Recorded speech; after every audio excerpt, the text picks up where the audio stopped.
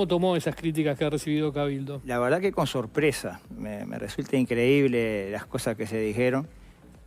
Cabildo Abierto, desde octubre, noviembre del año pasado, ha dicho que no va a integrar ninguna coalición para trancar, ninguna coalición con la finalidad de entorpecer la marcha de un gobierno. Acá está en juego el futuro de la gente, la calidad de vida de los uruguayos. No podemos tener de rehén a los uruguayos por mezquindades políticas o por buscar cálculos electorales a futuro. Nosotros hemos dicho claramente que vamos a actuar con seriedad y responsabilidad.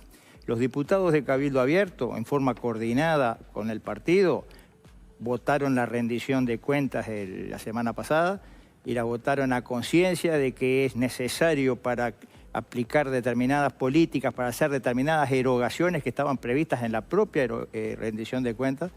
Creemos que hubiese sido irresponsable y poco serio dejarlos al gobierno sin la herramienta para cumplir con las erogaciones necesarias. Y aparte sería darle el argumento, darle la excusa perfecta para decir no podemos cumplir con lo que prometimos en campaña porque la oposición cerril no nos da los recursos necesarios. Ahora, lo que le criticaba en cierta medida a Schipani, por ejemplo, no era que quiera votar en contra, sino que no haya podido coordinar con la oposición después de venir gobernando, siendo la coalición republicana durante 5 años, que no haya podido coordinar, avisar con anterioridad para que exista de alguna manera una planificación a nivel de la coalición siendo oposición que permita también en estos años ir formando una alternativa sólida y organizada de cara a las próximas elecciones. Esa era la crítica, que se habían cortado solos. Eso sería válido si se hubiese formado una coalición hoy en la oposición,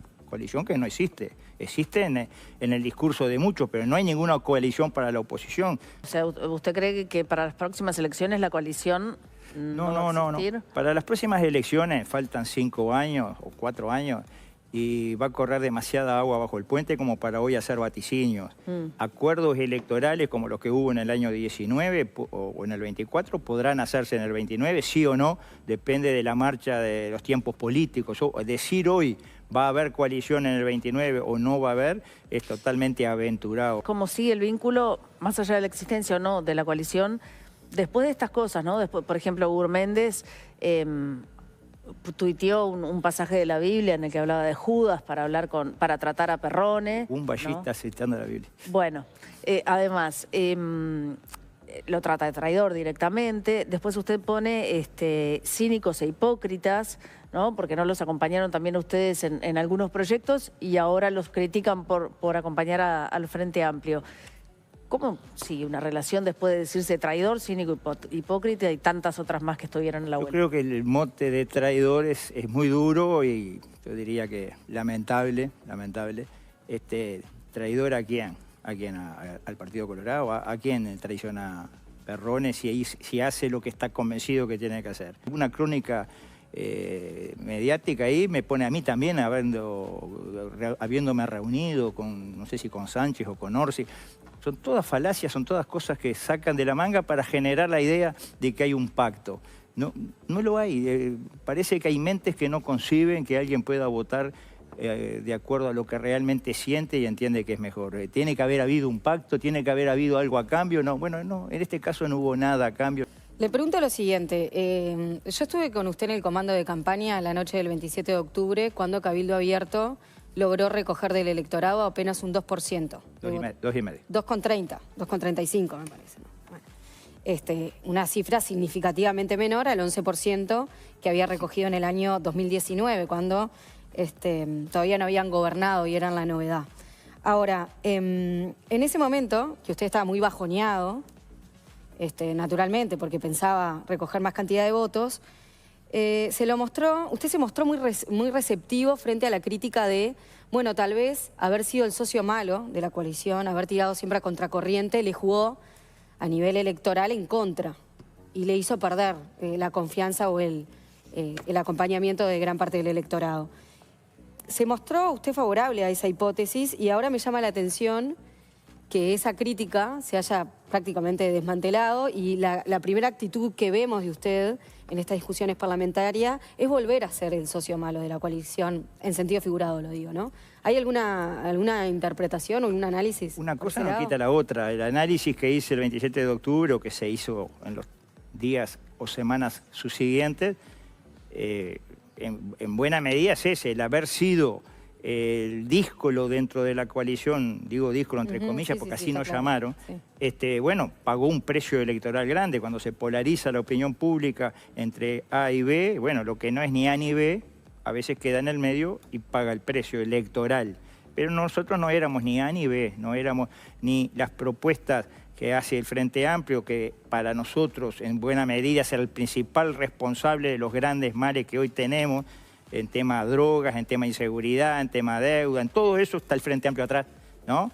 Para nosotros estamos muy lejos de acá y estábamos distantes del otro bloque, del bloque de Coalición Republicana, que no tomaba las medidas para neutralizar todos esos males y en muchos casos era una suerte de cómplice, dicho sin herir, una suerte de cómplice de las cosas que había propuesto el Frente Amplio. Ni más ni menos que el que fue el candidato a intendente de Montevideo del Cabildo, Roque García, puso unos juicios casi tan duros como los de blancos y colorados, o más duros. Sí. Hay muchos, incluso cabildantes, que yo creo que no han entendido bien que no podemos nosotros tener de rehén a la gente. Seguramente no va a estar en Cabildo si sigue en esta posición, porque realmente no coincide. La línea central de Cabildo es: nosotros actuamos con seriedad y responsabilidad. ¿Cómo vamos a decir antemano no le vamos a votar el presupuesto? Todavía ni lo vimos. Me parece un infantilismo, digamos, por decirlo en forma simpática. Acaba de ser el candidato de ustedes a un cargo importante. Pero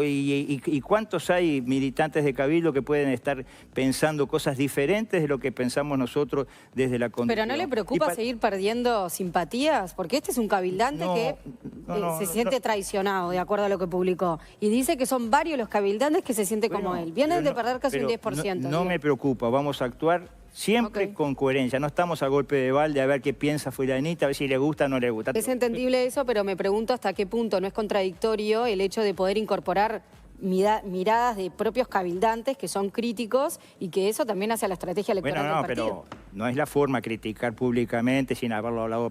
Claro, pero sí, son la respuesta siempre es el que piensa distinto. Son actitudes de gente que ya no se siente cabildante y que, bueno, como todo aquel que no se siente cabildante, antes de irse trata digamos, de generar... ¿Pero se le va a pedir que se vayan? ¿Se les va a pedir que se vayan? Nosotros todavía no hemos evaluado estas reacciones. Creo que hay mucha bronca, digamos, intempestiva, sin razonamiento mucho. Habrá que conversar, habrá que ver, pero por supuesto el que no está de acuerdo con lo que Cabildo hace tiene una decena de opciones y algunos ya las han probado. No, para mí realmente no es un tema mayor. Yo creo que la inmensa mayoría de esos 60.000 y de muchos que se habían ido de Cabildo, la inmensa mayoría coincide con lo que nosotros estamos planteando. ¿Cómo se toman las resoluciones en Cabildo? ¿Quién es que definió, por ejemplo, en este punto, vamos a votar, vamos a acompañar, vamos a ir por el camino de darle esto que pide el gobierno? Hay una Junta Nacional que tiene 9 miembros, que se reúne físicamente una vez al mes y a veces telefónicamente, semanalmente, se hacen coordinaciones. ¿Cuáles fueron los errores verdaderos que usted cometió? Bueno, hubo errores puntuales que en su momento fueron desarrollados. Hubo errores digamos, en la actuación de algunos representantes de Cabildo que se equivocaron. No hubo casos de corrupción, al menos no hubo ni una sola denuncia de corrupción que envuelva a un cabildante. No hubo denuncia nunca en todo el periodo. Hubo sí mala aplicación de algunas resoluciones. Tomamos el caso del Ministerio de Vivienda que se mencionó, que yo mismo lo mencioné. En el episodio del Ministerio de Vivienda, con su esposa como ministra, cuando salieron aquellas viviendas adjudicadas a militantes o a conocidos, ¿su reacción a aquella conferencia de prensa fue un error? Sí. Por lo menos fue negativo para la interna de Cabildo, porque hubo gente que no estuvo de acuerdo, ¿sí? Y fue dicho por mí mismo. Hizo un ministerio que nadie puede decir que fue malo, fue un muy buen ministerio. Volvería a ser un ministerio similar. Por supuesto, esa resolución que adoptó, que estaba en base a algo que se venía aplicando hace tiempo y que alcanzó a una militante, porque en definitiva fue una militante de Cabildo que cumplía con los requisitos, bueno, no lo haría de vuelta, sobre todo para no dar de vuelta toda la carne que se dio, digamos, para que se le pegara a Cabildo como se le pegó a partir de ahí. Fue una, pero luego aparecieron otros casos también de gente que era vinculada a la diputada Camargo, en fin, hubo otros, una ex empleada, fueron más de uno en definitiva.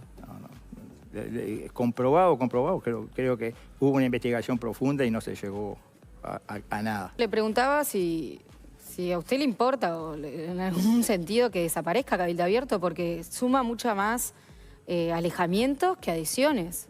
Bueno, hay que ver cuántas adhesiones se van sumando también. Hay mucha gente que, bueno, a primero que nada, de los alejamientos del espacio de los pueblos libres, a mí me han llamado referentes, dirigentes, presidentes de agrupaciones del interior y todo, que me han dicho nosotros no nos vamos, nos quedamos. O sea que se han ido los dirigentes y habría que ver el desgaje cuánto significa. ¿Y esta verticalidad que está definiendo no le parece que le puede jugar en contra?